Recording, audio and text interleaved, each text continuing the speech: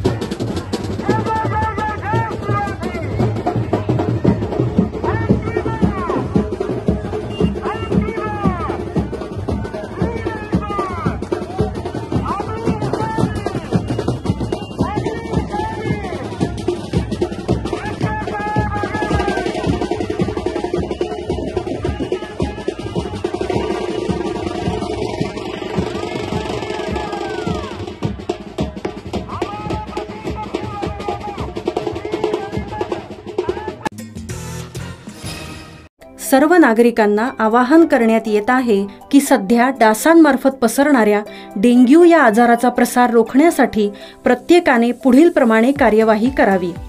Dengue आजार Aedes aegypti हा डास चावल्याने होतो. या डासांची पैदास साचलेल्या किंवा साचवलेल्या स्वच्छ पाण्यामध्ये होते. 8 दिवसांपेक्षा जास्त दिवस पाणी उघडे व साचून राहिल्यास त्यात डास अंडी घालतात. अंड्यांच्या अळ्या तयार होऊन पुढे डास तयार होतात. यासाठी आपल्या घरातील पाणीसाठे उदाहरणार्थ बॅरल्स, पिंपे, टाक्या, हौद, रांजणे इत्यादी दर आठवड्याला रिकामे करून घासून पुसून कोरडे करून पुन्हा भरावे. 1 दिवस कोरडा दिवस म्हणून पाळावा. पाणी साठ्यांना घट्ट झाकणे बसवावीत किंवा जुनी साडी, चादर, धोतर यांनी बांधून झाकून ठेवावीत, म्हणजे डास त्यात जाऊन अंडी घालणार नाहीत. घराच्या गच्चीवर, आजूबाजूला, अंगणात कोठेही पाणी साचू देऊ नये. भंगार सामान उघड्यावर टाकू नये. उदाहरणार्थ टायर्स, प्लास्टिक सामान, कुंड्या, टाकाऊ वस्तू इत्यादी. अशा सामानात पावसाचे पाणी साठून त्यात डेंग्यूच्या डासांची पैदास होते. घरातील कूलर्स, फ्रीजच्या पाठीमागील ट्रे हे देखील वेळोवेळी कोरडे करावेत. लक्षात ठेवा, नुसत्या फवारणीने डास घनता कमी होत नाही, तर त्यासाठी डास पैदास ठिकाणे नष्ट करणे ही आपल्या सर्वांची जबाबदारी आहे. कोणताही ताप अंगावर न काढता जवळच्या शासकीय रुग्णालयात मोफत औषधोपचार घ्या. अशा प्रकारे नागरिकांनी सहकार्य केल्यास डेंग्यूचा प्रसार रोखणे सहज शक्य आहे.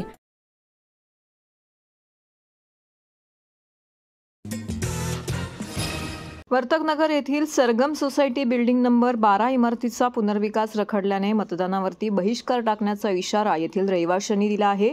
मुख्यमंत्री एकनाथ शिंदे, स्थानिक आमदार प्रताप सरनाईक यांच्याकडे सुद्धा गाराणे घालूनही अद्याप न्याय न मिळाल्याने हा टोकाचा निर्णय घेतल्याने रहिवाशांनी सांगितले.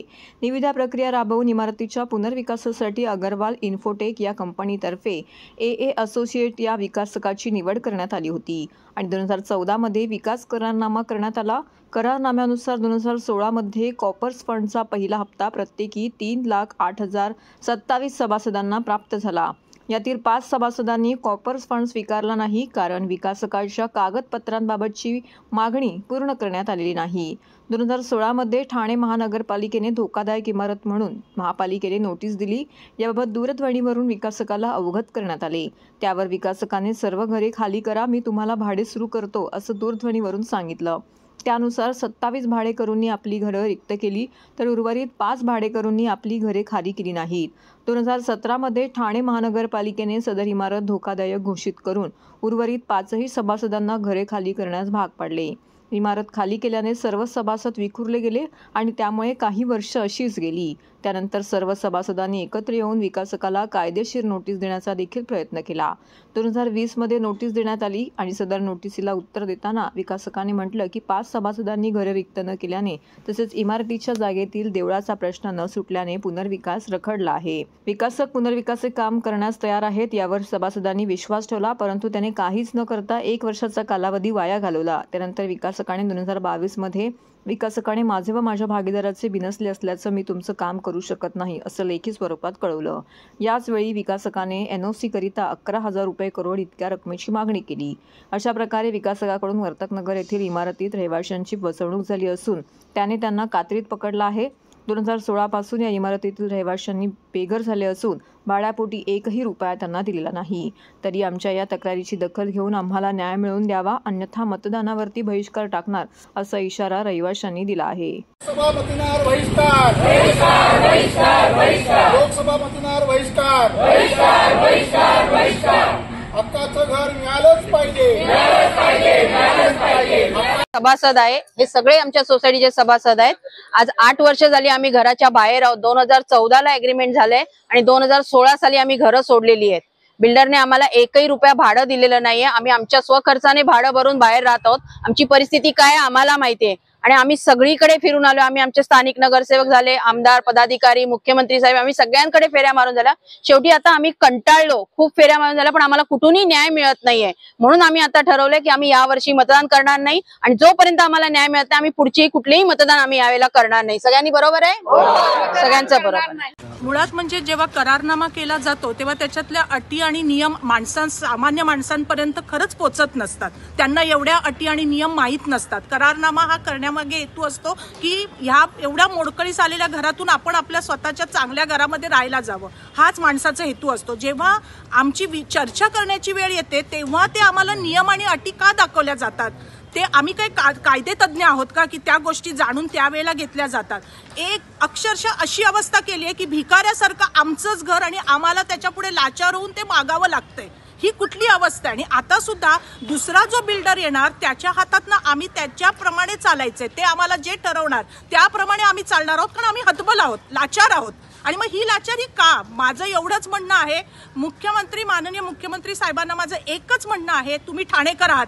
आज ठाण्यातल्या रहिवाशांची जर ही अशी दशा असेल तर आमचं खरोखर मनापासून सगळ्यांचं मागणं आहे एकच की आमच्याकडे खरोखर त्यांनी लक्ष द्यावं.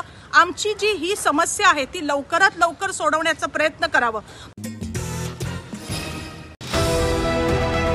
TJSB सौर शक्ती कर्ज, गो ग्रीन, करा वीज बिलावर बचत.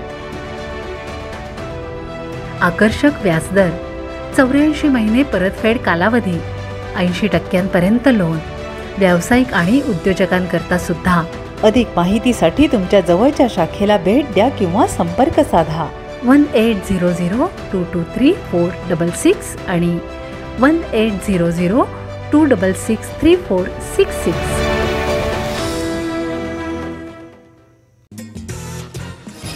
हवामान विभागाने दिलेल्या इशाऱ्यानुसार काल दुपारी ठाण्यामध्ये वादळी वाऱ्यासह कोसळलेल्या पहिल्या अवकाळी पावसामध्ये मोठं नुकसान झालेलं आहे. अनेक ठिकाणी झाडांच्या फांद्यांची पडझड झाली. दुपारच्या सुमारास अचानक काळोख करून पसरून वादळी वाऱ्यासह धूळ उडवत कोसळलेल्या मुसळधार अवकाळी पावसामुळे ठाणेकरांची चांगलीच धावपळ झाली. सायंकाळपर्यंत 25 मिलीमीटर कोसळलेल्या या पावसात पत्रे उडाल्याच्या 4 ते 5 घटना घडल्या. 48 ठिकाणी झाडं उन्मळून पडल्याने वाहनांची तोडमोड झाली. तर रस्त्यावरती पाणी साचल्याने सर्वत्र वाहतूक कोंडी झाली होती. वाढत्या उष्म्याने त्रासलेल्या नागरिकांना पावसाने दिलासाही दिला. दरम्यान तब्बल 1 तासाच्या मुसळधार पावसाने ठाणे महानगरपालिका आपत्ती व्यवस्थापन विभागाची चांगलीच पोलखोल केली.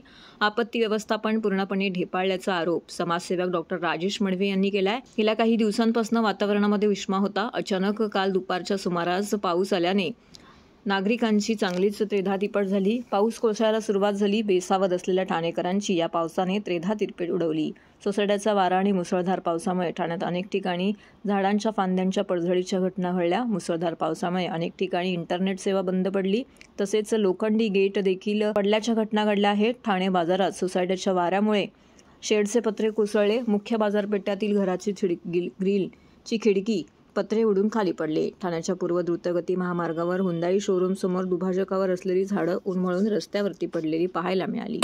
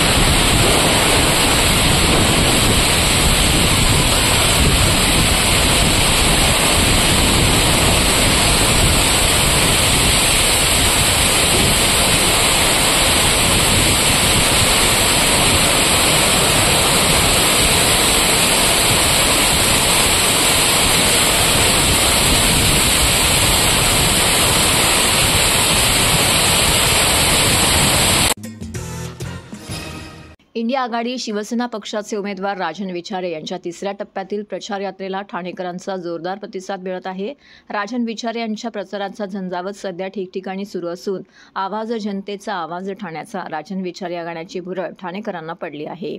विशेष म्हणजे या गाण्यात तुटल्या शिवधनुष्याची पेटवा मशाल रे, शिवसेनेचा मर्दगडी काढेल हा जाळ रे, आनंद दिघेंचा शिष्य तो, ठाकरेंचा मावळा, गद्दारांचा काढणार मशालीने कोथळा या ओळीने सर्वांची मनं जिंकली आहेत. शिवसेनेशी झालेली गद्दारी ठाणेकरांना रुजली नसून हे गाणं काही दिवसातच प्रसिद्ध झालंय. सोशल मीडियावर या गाण्याने कल्लोळ उठवला असून तुफान व्हायरल होत आहे. तसेच बच्चे कंपनीच्या मुखात देखील याच गाण्याचे शब्द गुणगुणले जात आहेत. दरम्यान महाविकास आघाडीचे उमेदवार राजन विचारे यांच्या प्रचाराचा धडाका सुरू आहे. सोमवारी ठाण्याच्या घोडबंदर भागात रथयात्रेचं आयोजन करण्यात आलं होतं. या रथयात्रेचा शुभारंभ रोडाज हिरानंदानी इस्टेट येथून पुढील भागामध्ये झाला. तर यामध्ये मोठ्या संख्येने कार्यकारी सदस्य देखील सहभागी झाले होते. महाविकास आघाडीचे पदाधिकारी व कार्यकर्ते यांची येथे उपस्थिती लाभली. तर येत्या 20 मे रोजी प्रचंड मतांनी विजयी करण्याचं आवाहन यावेळी इंडिया आघाडीच्या नेत्यांनी केलं आहे.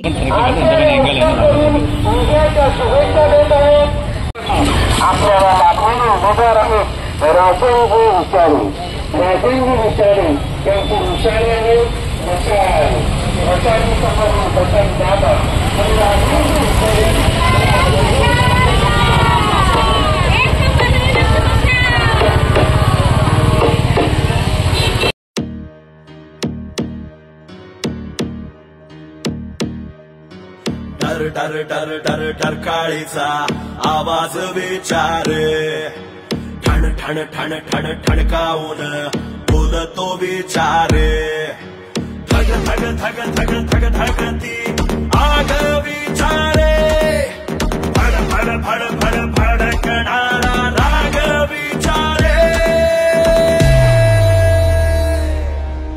आवाज जनतेचा आवाज ठाण्याचा राजन विचारे आधार जनतेचा वाघ हा सेनेचा राजन विचारे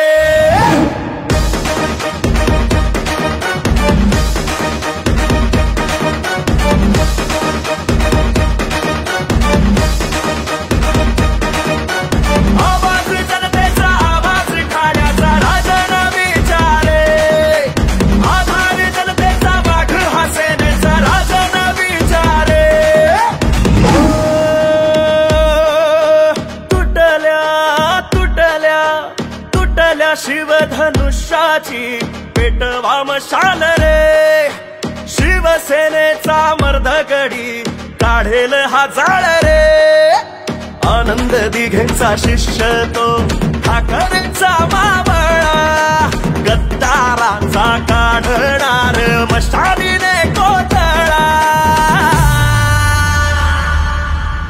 आवाज जनतेचा आवाज ठाण्याचा राजन विचारे आधार जनतेचा वाघ हा सेनेचा राजन विचारे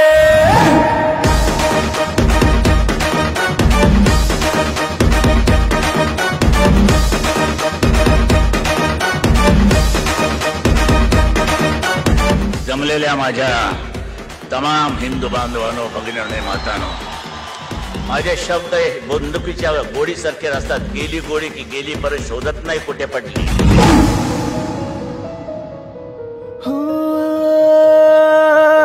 प्रगतीचा ध्यास त्याचा विकासाचा कास त्याचा जनतेच्या अडचणीत मदतीचा हात त्याचा मानले दैवत बाळासाहेब ठाकरे भ्रष्टाचार्यांना त्याचाच ठाकरे दिसे खऱ्या नेत्याची त्याचाच ठाकरे जय भवानी जय शिवाजी करू सुरुवात रे लढू एक साथ रे लढू एक साथ रे लढू एक साथ रे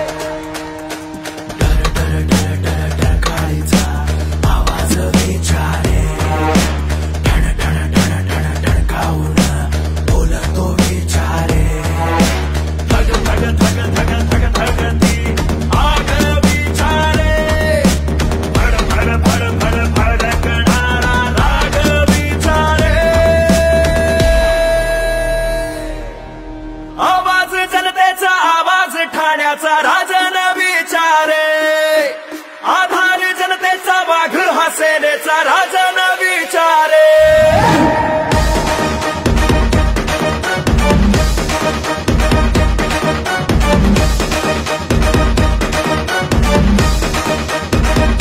आवाज जनतेचा आवाज ठाण्याचा राजन विचारे आधार जनतेचा वाघ हा सेनेचा राजन